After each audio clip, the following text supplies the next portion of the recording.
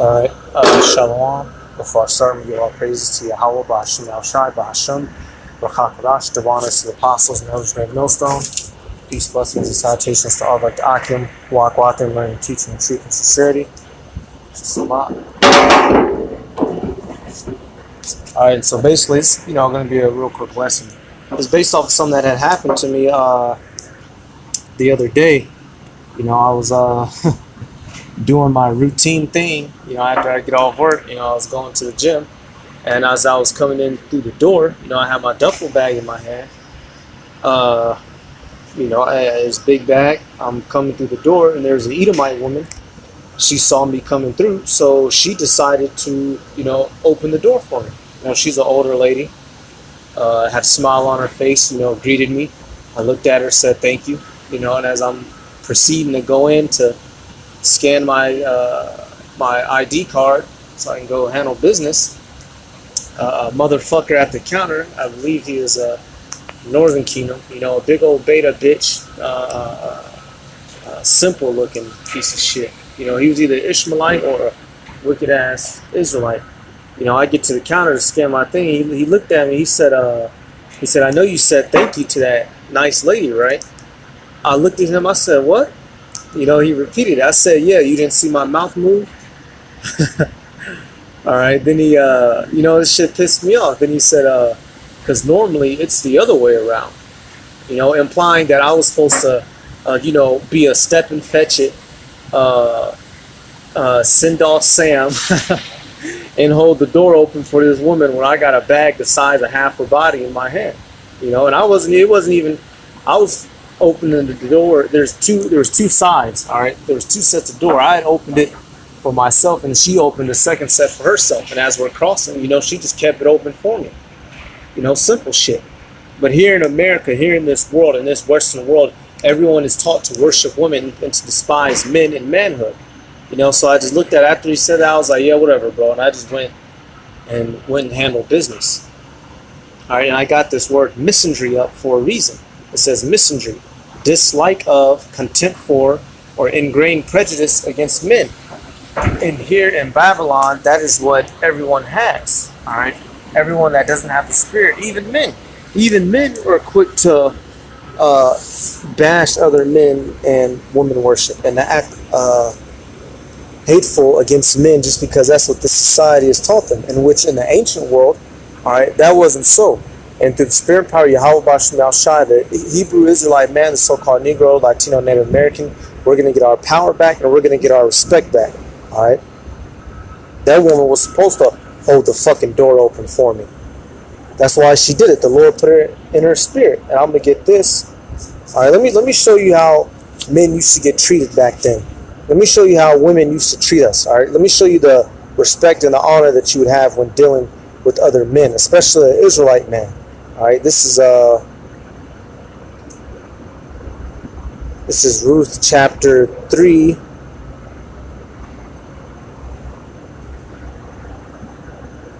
I'm going to start at verse 4. It says, and it shall be when he lieth down. Now this is what a stepmother told her stepdaughter to go do to an Israelite man. It says, and it shall be when he lieth down that thou shalt mark his place where he shall lie, and thou shalt go in and uncover his feet and lay thee down, and he will tell thee what thou shalt do. All right, so I'm going to jump down.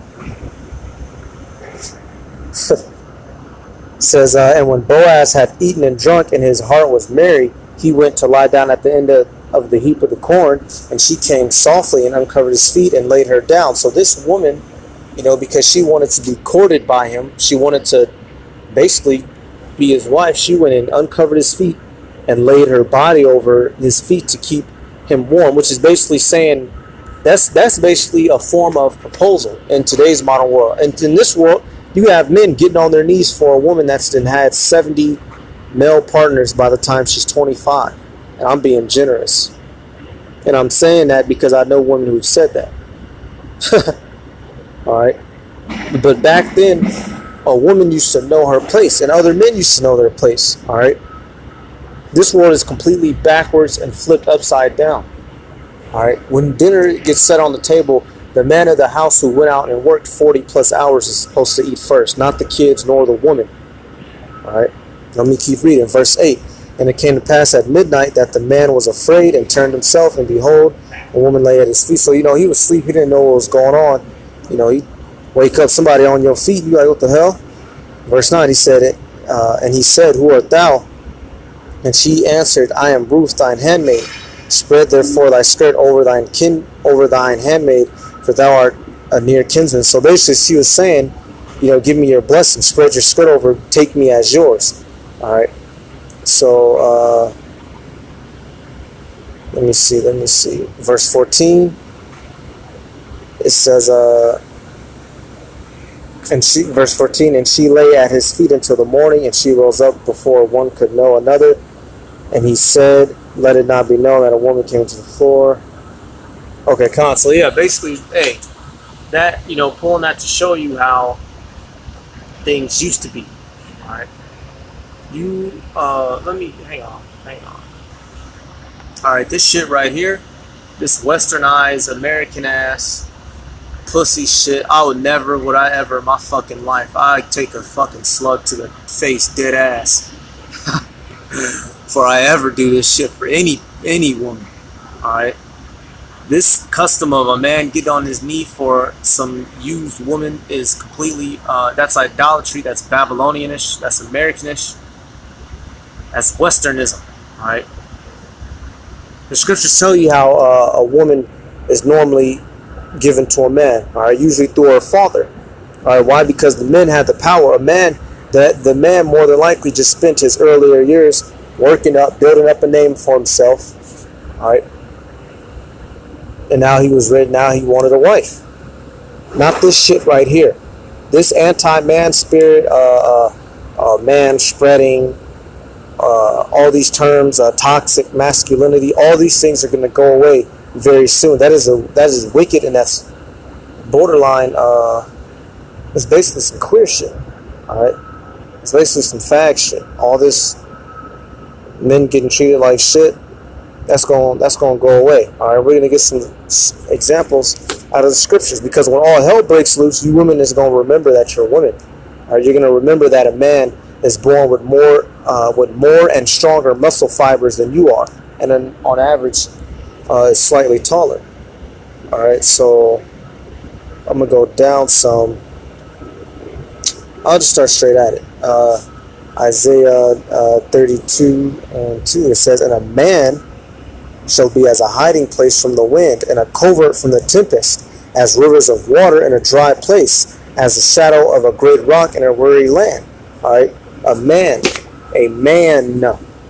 male, is going to be that thing preventing judgment from coming upon some of you women, especially you Israelite women. Those of you that know that you're Israelites and you're trying to follow correctly, when the Lord blesses you with an Israelite man in them days and them times, you better sit down, shut up, and follow his lead. And it's as simple as that. If you don't have one now, and if you have one now, you need to sit down, shut up, and follow his lead, because that's your salvation.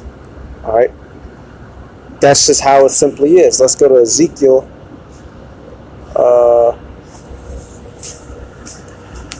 Ezekiel 34 and 31, just to prove the point. All right, and this ain't no. Hey, look, I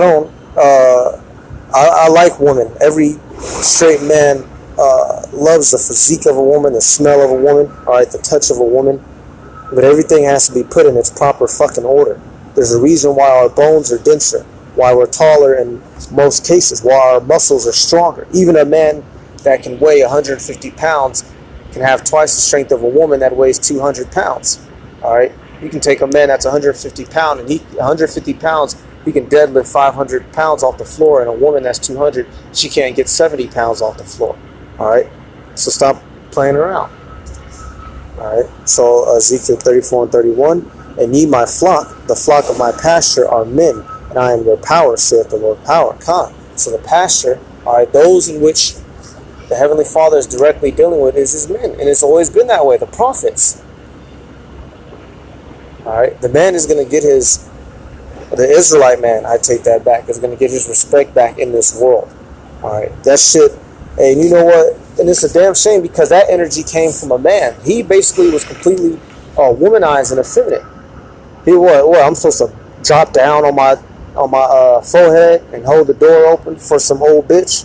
It don't go down like that. And I wasn't even in that spirit. You know, brothers that know me, you know, hey, I wasn't even on Malak mode. All right? It was a regular ass day.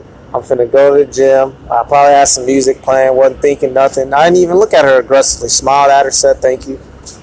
But this upside down ass world, let me see,